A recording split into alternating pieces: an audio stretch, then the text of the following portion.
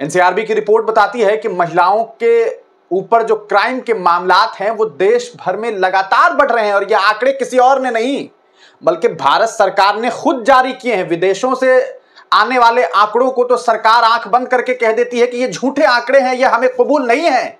तो फिर एनसीआरबी की रिपोर्ट जो खुद खुली आंखों से ये लोग बनाते हैं, कम से कम उसे कबूल करके उस पर काम क्यों नहीं करते। उत्तर प्रदेश के बिजनौर के ये 5 लड़के जो आपको स्क्रीन पर दिखाई दे रहे हैं, ये वो दरिंदे हैं जिनसे बेटियों को 100 कोस दूर रखने की जरूरत है। आपको बताएं कि उत्तर प्रदेश के बिजनौर में एक गरीब परिवार जिसके घर के पास दरवाजा नहीं है, उस घर की एक बच्ची को ये 5 लोग उठा करके ले जाते हैं। जी हां, 5 लोग उठा करके ले जाते हैं। उसी तरह जिस तरह बिहार के मुजफ्फरपुर में 14 साल की दलित बच्ची को 5 लोग उठा करके ले जाते हैं और उसके साथ बलात्कार करते हैं, उसके प्राइवेट पार्ट पर चाकुओं से 50 बार हमला करते हैं, उसके स्तन को काट देते हैं, उसी तरह उत्तर प्रदेश के बिजनौर से खबर आती है कि 5 लोग एक गरीब परिवार के घर में घुसते हैं और वहां से एक बच्ची को उठा करके ले जाते हैं और ये 5 दरिंदे उस महिला, उस लड़की के साथ बलात्कार करते हैं। जरा सोच के देखिए कि देश किस दिशा में चला गया है। एनसीआरबी की रिपोर्ट बताती है कि महिलाओं के ऊपर जो क्राइम के मामलात हैं वो देश भर में लगातार बढ़ रहे हैं और ये आंकड़े किसी और ने नहीं बल्कि भारत सरकार ने खुद जारी किए हैं। विदेशों से आने वाले आंकड़ों को तो सरकार आंख बंद करके कह देती है कि ये झूठे आंकड़े हैं, ये हमें कबूल नहीं है। तो फिर एनसीआरबी की रिपोर्ट जो खुद खुली आंखों से ये लोग बनाते हैं, कम से कम उसे कबूल करके उस पर काम क्यों नहीं करते। आप सोचिए कि इस तरह के मामलात क्यों बढ़ रहे हैं।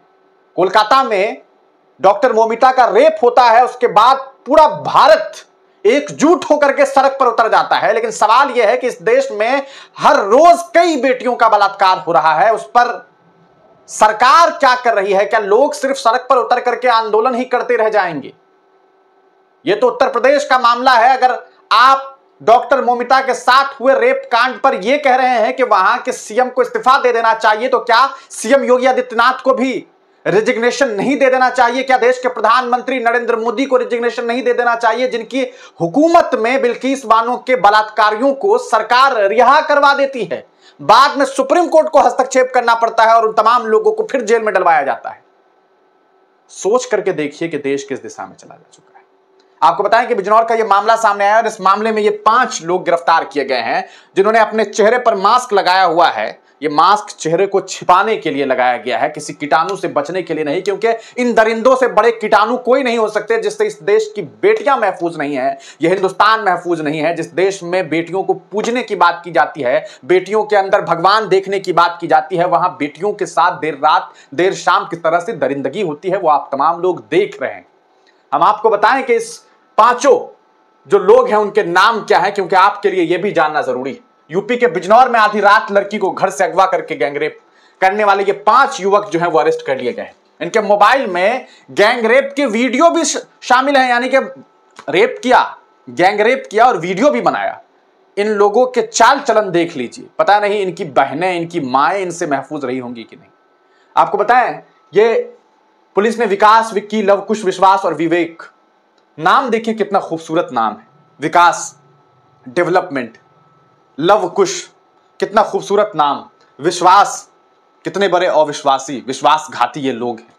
विवेक, जिसके अंदर का विवेक मर गया हो, ये वो 5 लोग हैं। आपको बताएं कि यूपी में बिजनौर के रेहड़ में आधी रात युवती को घर से अगवा कर 5 युवकों ने गैंगरेप किया था।